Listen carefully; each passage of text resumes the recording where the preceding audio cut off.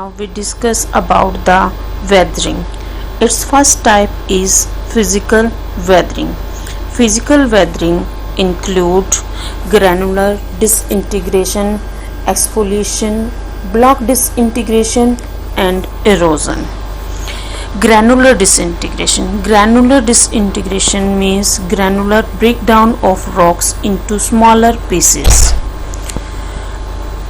This happened due to the variation of temperature in some particular areas, mostly in the plateaus and deserts. Temperature variation is its important factor.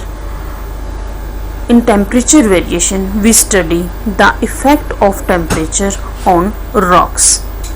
The variation in the temperature mostly found in the plateaus and desert. In these areas, the day temperature gets heated up and the night temperature cools down. Due to this variation, rocks expand during the daytime and contract at the night. This expansion and contraction causes weakness in the rocks, which bring cracks in rocks, and finally the rocks break down. This whole process known as granular disintegration. Next is exfoliation. Exfoliation means to remove the upper layer of rocks. We take one example, to remove the skin of our body in winters. Sometimes rocks outer layers are removed due to this temperature variation is called exfoliation. Next, block disintegration. Sometimes cracks happen in a manner that a big block of a rock separated from its main rock.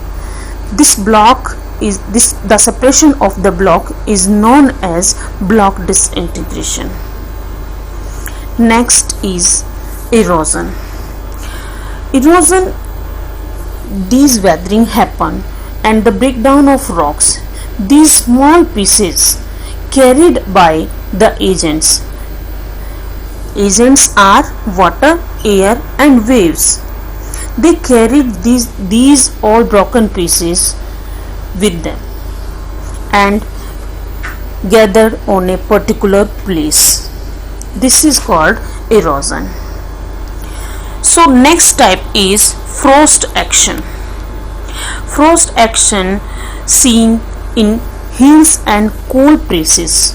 When water enters into the existing cracks, it freezes and it takes more space. Next is chemical weathering. Breakdown of rocks by the chemical reaction is called the chemical weathering. Chemical reaction take place in the presence of air, water, humidity, heat, etc. So its first type is hydrolysis. Hydrolysis. Hydro means water and its suffix lysis means breakdown. It occurs when minerals absorb water and form a new substance.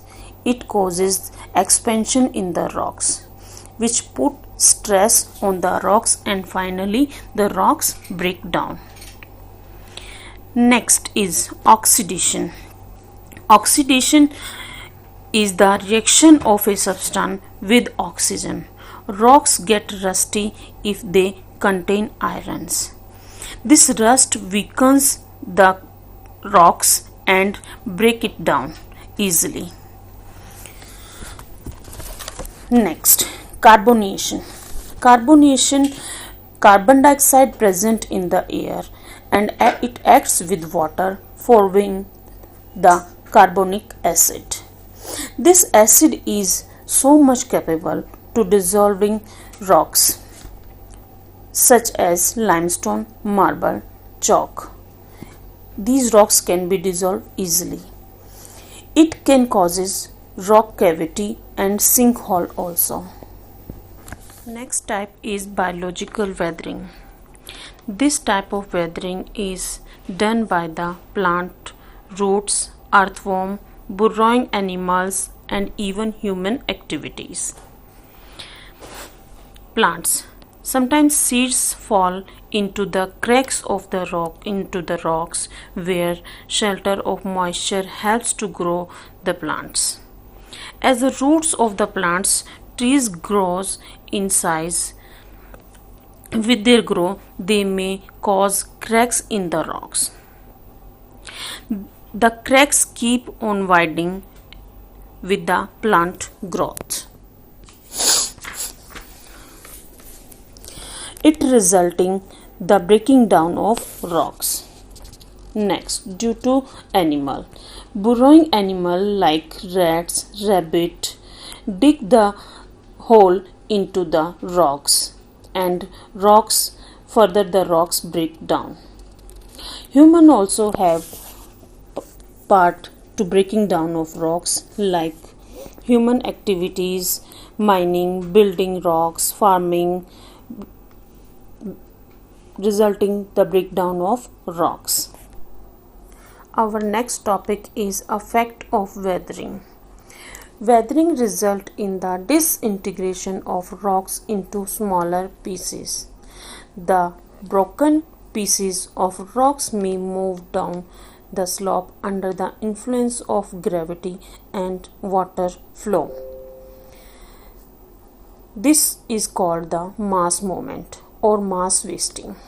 The different type of mass movements are landslide, earth flow, and mud flow.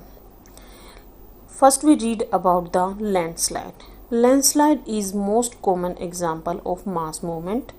Landslide is the sudden movement of large mass of rocks and soil along with vegetations. Landslide brings with them trees, vegetations, debris, etc. It is a hazardous movement. Next, earth flow. The movement of water saturated clay and silt, commonly called the earth flow. It is occur due to the high level of precipitation and it moves a short distance down here. You can see in this slide, this is the earth flow. These movements occur slowly. It's not a rapid change. Next, mud flow. Mud flow, the movement of water, saturated water, rock debris down steep slopes of the mountain is called the mud flow. It occurs when the ground saturated due to the heavy rainfall, and it is a very rapid movement. It consists mainly mud and water. The most famous example of the mud flow is the Kedarnath in Uttarakhand, which we have seen in our news channels also.